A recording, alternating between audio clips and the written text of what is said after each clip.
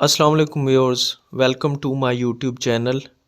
Functional analysis हम start करने लगे हैं और उसमें सबसे पहले हम डिस्कस करते हैं मीट्रिक स्पेसेस को।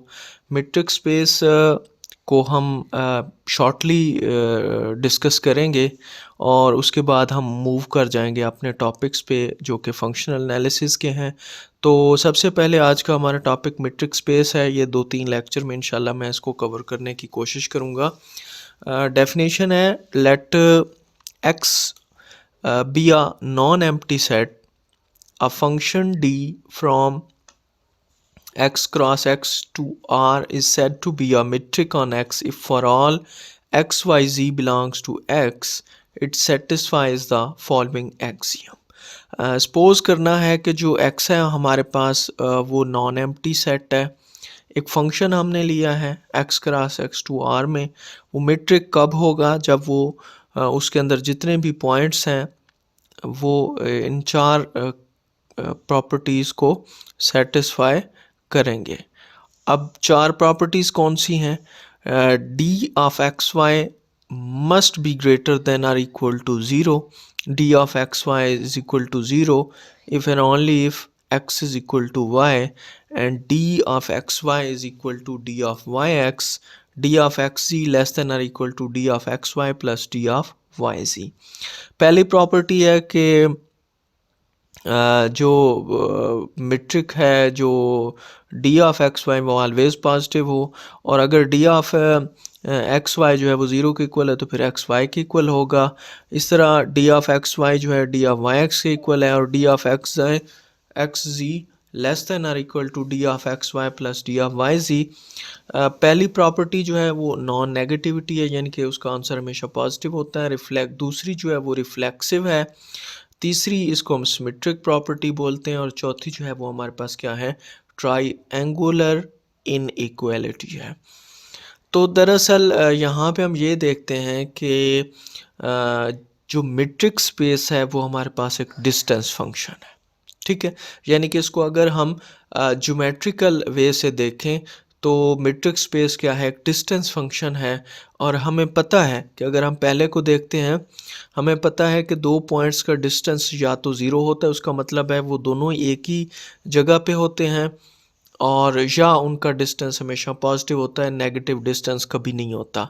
इसी तरह दो पॉइंट्स का डिस्टेंस अगर ज़ीरो है तो इसका मतलब है कि वो दोनों पॉइंट सेम है, ठीक है। या अगर दोनों पॉइंट सेम है तो फिर उनका डिस्टेंस क्या होगा? ज़ीरो होगा। इसी तरह थर्ड जो है D of x Y is equal to D of Y x, यहाँ पे ये बताया गया है कि अगर आप ये एक्स टू वाई, ये x है, ये y है, आप x से y तक काउंट कर लें डिस्टेंस, या y से x तक काउंट कर लें, वो दोनों क्या होगा? बराबर होंगे। और इसी तरह अगर पॉइंट हो हमारे पास, कितने? 3 पॉइंट हों, फ़र्ज़ करें एक पॉइंट, अच्छा चलें इसमें दो चीज़ें हैं, इसमें फर्दर जो है दो चीज़ें हैं, कोलिनियर पॉइंट्स, ठीक है, और नॉन कोलिनियर।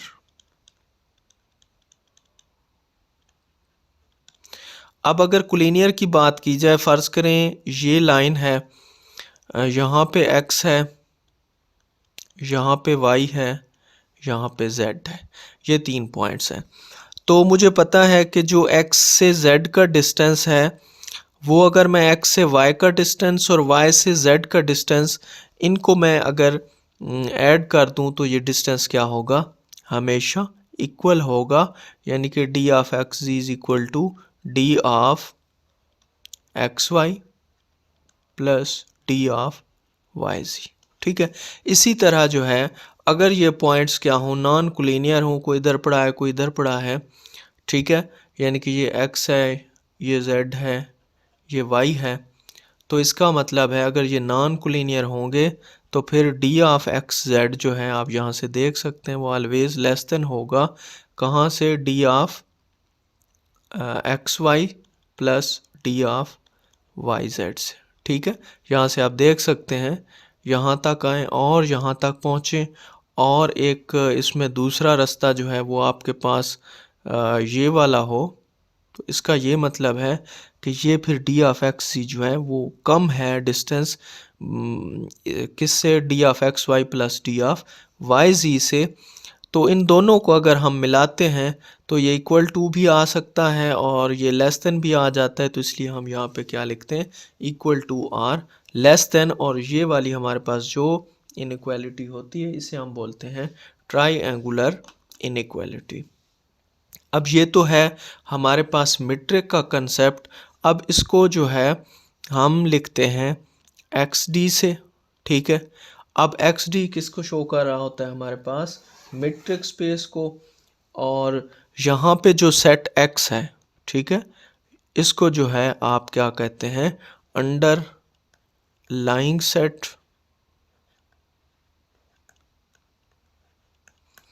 या इसको आप जो है वो ग्राउंड सेट भी बोलते हैं।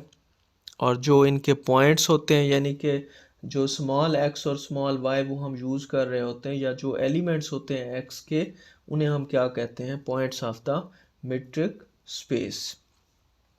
अब यहाँ पे हमने इसकी ज्योमेट्रिकल इंटरप्रिटेशन भी देख ली मीट्रिक स्पेस की। अब हम चलते हैं एक एग्जांपल करेंगे और उसमें जो है हम इसको समझने की कोशिश करेंगे। ओके, नेक्स्ट हमारे पास एक एग्जांपल हम लोग लेते हैं। एक फंक्शन हम डिफाइन कर रहे हैं R cross R to R, ठीक है। और फंक्शन हमने कहा कि ये d of x Y is equal to x minus y mod, ठीक है। अब ये अगर हमें कहा जाता है कि आप प्रूव करें कि ये मीट्रिक स्पेस है, तो मीट्रिक स्पेस को प्रूव करने के लिए ये होता है कि चार एक्सियम्स जो हमने पढ़े हैं वो हमने सेटिस्फाई कराने होते हैं। पहला एक्सियम जो हमने पढ़ा था वो ये था d of x y must be positive, ठीक है। तो ये जो आपको as d of x y, ठीक है, डी ऑफ एक्स वाई आपको दिया गया है एक्स माइनस वाई का मॉड। और मॉड जो, या इसको एब्सोल्यूट वैल्यू कहते हैं, इट इज़ आइदर ज़ीरो और ऑलवेज पॉजिटिव, ठीक है। ये कभी नेगेटिव आंसर हो ही नहीं सकता। तो M1 जो है वो क्या हो जाता है, सेटिस्फाइड हो जाता है। M1 भी हमें यही कहता है कि जो डी ऑफ एक्स वाई है वो या तो ज़ीरो हो या ज़ीरो से ग्रेटर हो। तो इसमें आप एक्स वाई कुछ भी ले लें, या तो आंसर ज़ीरो आ जाएगा या आंसर हमेशा पॉजिटिव होगा। अब दूसरा है हमारे पास M2। M2 हमने ये पढ़ा कि D of x y is equal to zero if and only if x is equal to y, ठीक है। तो अगर हम डी ऑफ एक्स वाई को ज़ीरो ले लें तो इसका मतलब है एक्स माइनस वाई किसके इक्वल होगा, ज़ीरो के इक्वल होगा। अच्छा, फर्दर क्या होगा भाई, इसमें फर्दर फिर एक्स माइनस वाई जो है वो ज़ीरो के इक्वल होगा और एक्स किसके इक्वल होगा, वाई के, ठीक है। तो ये भी जो है M2 भी क्या हो गया हमारे पास, सेटिस्फाइड हो गया। अब इसमें M3 जो था हमारे पास वो था कि D of x Y is equal to D of Y x, ठीक है। यानी कि अगर आप किसी एक पॉइंट से दूसरे पॉइंट तक मेजर कर रहे हैं या उससे वापस मेजर कर रहे हैं, आंसर सेम होगा। तो यहाँ पे हम देखते हैं कि हमारे पास डी ऑफ एक्स वाई जो है वो किसके इक्वल है, जो हमें दिया हुआ है एक्स माइनस वाई। अब आप काम क्या करें कि इसमें से माइनस को कॉमन ले लें, तो ये बन जाएगा वाई माइनस एक्स। अब -1 का मॉड अलहदा ले लें, वाई माइनस एक्स का अलहदा ले लें, तो माइनस जो है उसको ये मॉडुलस वैल्यू जो है ये ख़त्म कर देती है। तो ये वाई माइनस एक्स के इक्वल होगा और ये हमारे पास इक्वल किसके होगा, डी ऑफ वाई एक्स को, अगर इस पैटर्न को देखा जाए तो, ठीक है। तो यहाँ से M3 भी क्या हो जाता है हमारे पास, सेटिस्फाइड। अब M4 की बारी है। M4 हमारे पास क्या होता है, मैं दोबारा से लिखूंगा, D of x Y D of X G less than और equal to D of x Y plus D of Y G.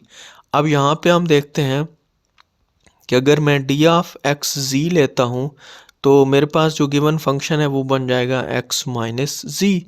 अब यहाँ पे क्या करते हैं कि हम y को माइनस भी करते हैं और प्लस भी कर देते हैं। ठीक है, मैथमेटिक्स ये हमें अलाउ कर सकती है कि किसी चीज़ को हम ऐड और सब्ट्रैक्ट कर सकते हैं। अब यहाँ से अगर मैं इसको दो मॉड्स में डिवाइड करूँ, तो हमने एक ट्रायंगुलर इनइक्वालिटी पढ़ी हुई है, उसमें क्या होता है कि फिर ये आपका जो मेन होता है ये जो है ये क्या हो जाएगा, लेस हो जाएगा और ये जो है दो मार्क्स में चला जाएगा। ठीक है, इसको आप ऐसे लिख सकते हैं। तो इसको अगर हम लिखना चाहें तो हम लिखेंगे डी ऑफ एक्स जी, अलामत आएगी लेस देन और equal to x minus Y को आप लिखेंगे D of x Y plus D of Y G. ठीक है, तो यहाँ पे आप देख सकते हैं कि हमारे पास चारों जो है वो एक्सियम इसके सेटिस्फाई हो गए हैं। तो ये हमारे पास क्या होगा, मीट्रिक होगी, और इस मीट्रिक को नाम दिया जाता है किसका, यूजुअल मीट्रिक का भी नाम दिया जाता है। यानी कि जब आपसे यूजुअल मीट्रिक का कहा जाए तो आपके माइंड में फट यही फंक्शन आना चाहिए, x minus y mod.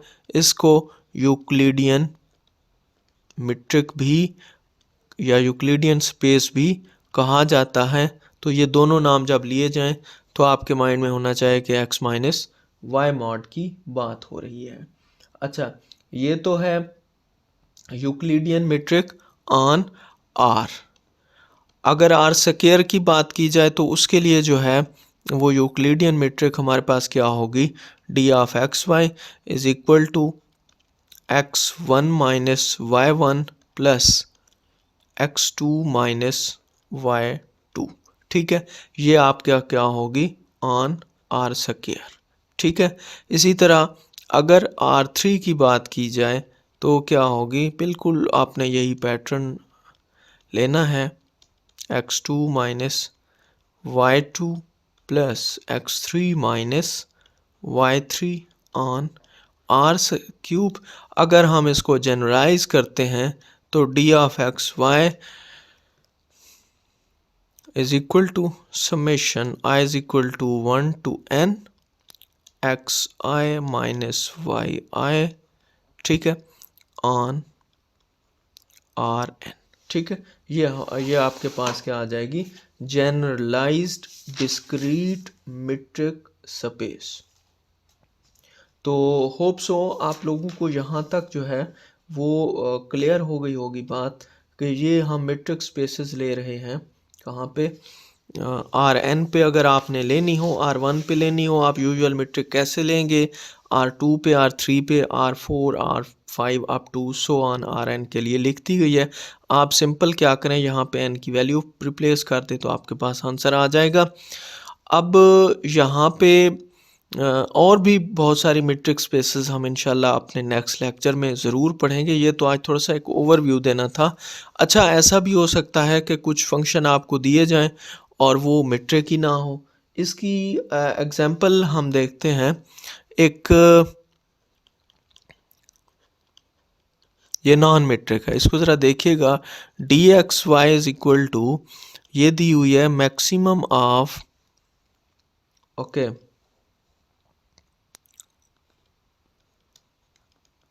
X, चलें एक्स लिखते हैं, इसको वाई लिखते हैं। ठीक है, अच्छा, इसके ऊपर अगर हमने इसको प्रूव करना है कि ये मीट्रिक स्पेस है, तो जैसा कि हमने पहले देखा कि हम जो है इसके ऊपर चार एक्सियम सेटिस्फाई करवाएंगे। पहला एक्सियम देखते हैं क्या करता है, डी एक्स वाई आपको पता होना चाहिए must be greater than zero.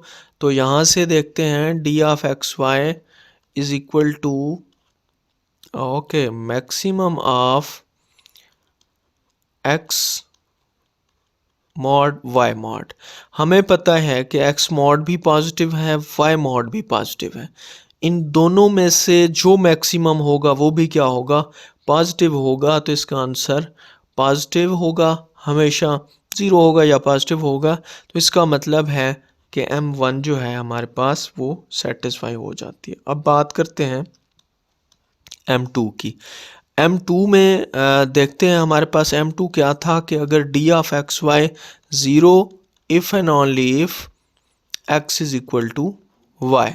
ठीक है, तो यहाँ पे हम देख सकते हैं कि इसको अगर ज़ीरो के इक्वल रखते हैं, यानी कि मैक्सिमम यहाँ से कह दें if maximum of x mod y mod, ठीक है, अगर ये चीज़ ज़ीरो के इक्वल है, फिर क्या होगा हमारे पास?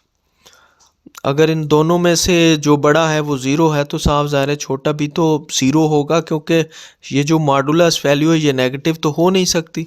इसने या ज़ीरो होना है या इसने ग्रेटर देन ज़ीरो होना है। अब इनमें से जो बड़ा है वो अगर ज़ीरो है तो छोटा भी क्या होगा? ज़ीरो ही होगा। तो एक्स मॉड ये भी ज़ीरो के इक्वल, वाई मॉड ये भी ज़ीरो के इक्वल। तो इसका मतलब है कि फिर x भी ज़ीरो के इक्वल है, y भी ज़ीरो का इक्वल है। तो इसका मतलब है x और y आपस में इक्वल है। ठीक है, अब अगर बात की जाए कि अब देखें ना, इफ़ हमने इसको ज़ीरो रखा ये प्रूव हो गया। अब कन्वर्स इसका अगर देखते हैं, ठीक है, कन्वर्सली अगर x जो है वो y के इक्वल है, ठीक है, तो फिर x मॉड बराबर होगा y मॉड के। लेकिन यहाँ पे आप देख सकते हैं कि इस कंडीशन को सेटिस्फाई करने के लिए ज़रूरी नहीं है कि x भी ज़ीरो के बराबर हो, y भी ज़ीरो के बराबर हो। ऐसा भी तो हो सकता है कि x 2 है, x क्या है? 2 है। चले, x हमारे पास क्या है? 2 है, तो y भी क्या होगा? 2 होगा। अब अगर मुझे कहा जाता है कि आप मैक्सिमम लें 2 का और 2 का, तो मेरे पास आंसर क्या होगा? 2 होगा। तो मेरे पास वो ज़ीरो तो नहीं आई ना जो यहाँ पे चल रही थी कि मैक्सिमम ज़ीरो है। तो यहाँ पे आके इस कंडीशन ये कन्वर्स जो है इसका ट्रू नहीं हमारे पास आ रहा। क्यों नहीं आ रहा? उसने कहा कि x और y बराबर है। अब x और y की कोई भी वैल्यू हो सकती है, यानी कि x को मैं अगर 8 ले लूँ, y को भी 8 ले लूँ, तो ये इक्वल तो हो जाएंगे, लेकिन इनका मैक्सिमम ज़ीरो नहीं आएगा। उस ज़ीरो तो तभी आएगा जब ये दोनों ज़ीरो होंगे। हालांकि इस चीज़ पे हमें बाउंड नहीं किया गया, हमें यही कहा गया है कि ये क्या है? इक्वल है। तो इसलिए ये फिर जो है M2 इज़ नॉट सेटिस्फाइड। अगर M2 सेटिस्फाइड नहीं है तो बाकी वाली देखने की ज़रूरत ही नहीं है। इसका मतलब है कि फिर d of x y is equal to maximum of x mod y mod. ये जो है हमारे पास क्या है? Is not metric. ये मीट्रिक स्पेस नहीं है। ठीक है, ये हमने एक एग्जांपल देख ली।